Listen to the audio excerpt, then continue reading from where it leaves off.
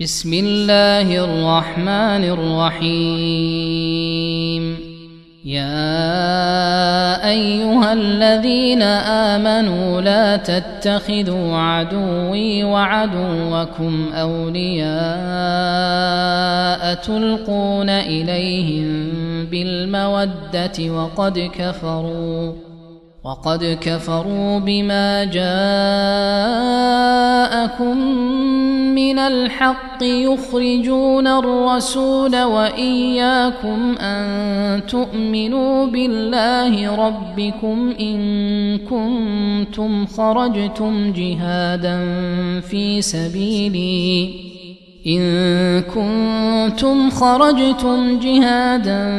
في سبيلي وابتغاء مرضاتي تسرون إليهم بالمودة وأنا أعلم بما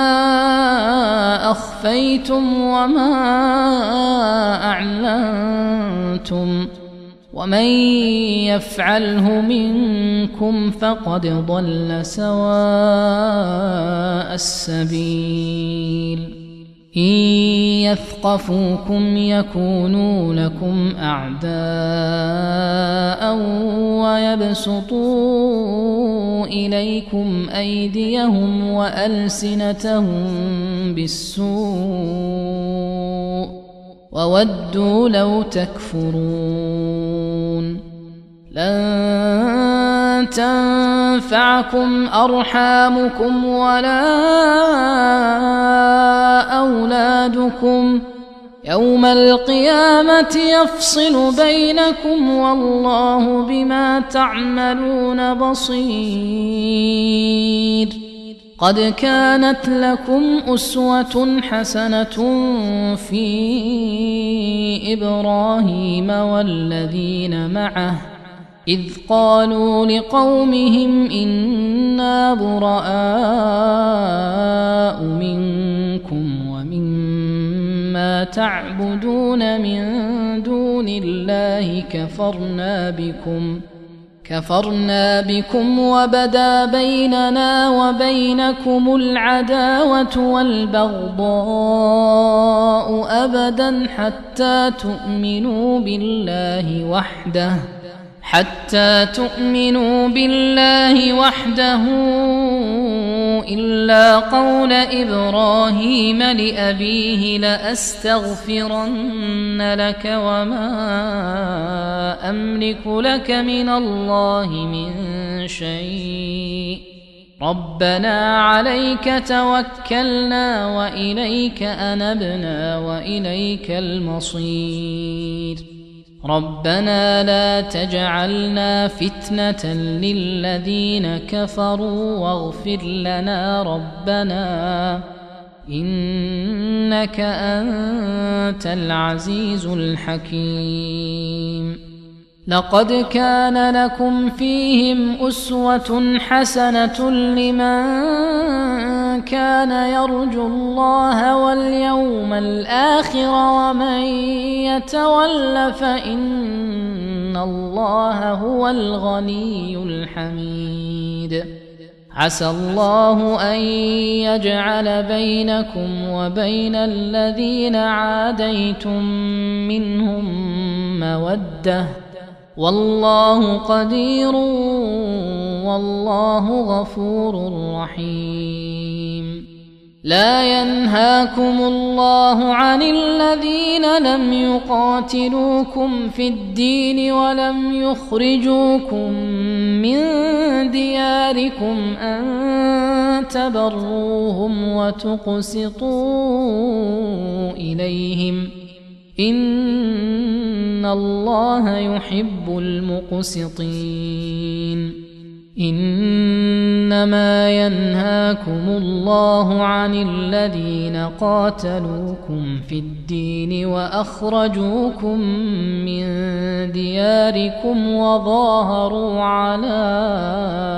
إخراجكم أن تولوهم ومن يتولهم فأولئك هم الظالمون. يا أيها الذين آمنوا إذا جاءكم المؤمنات مهاجرات فامتحنوهن الله أعلم بإيمانهن فإن علمتموهن مؤمنات فلا ترجعوهن إلى الكفار لا هن حل لهم ولا هم يحلون لهن وآتوهم ما أنفقوا ولا جناح عليكم أن تنكحوهن إذا آتيتموهن أجورهن ولا تمسكوا بعصم الكوافر واسألوا ما أنفقتم وليسألوا ما أنفقوا ذلكم حكم الله يحكم بينكم والله عليم حكيم وإن فاتكم شيء من أزواجكم إلى الكفار فعاقبتم فآتوا الذين ذهبت أزواجهم مثل ما أنفقوا واتقوا الله الذي أنتم به مؤمنون يا أيها النبي إذا جاءك المؤمنات يبايعنك على ألا يشركن بالله شيئا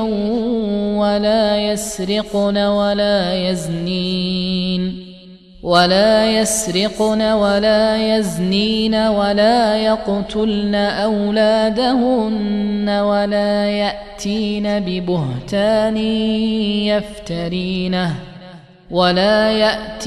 ببهتان يفترينه بين أيديهن وأرجلهن ولا يعصينك في معروف فبايعهن واستغفر لهن الله إن الله غفور رحيم يا أيها الذين آمنوا لا تتولوا قوما غضب الله عليهم قد يئسوا من الآخرة كما يئس الكفار من أصحاب القبور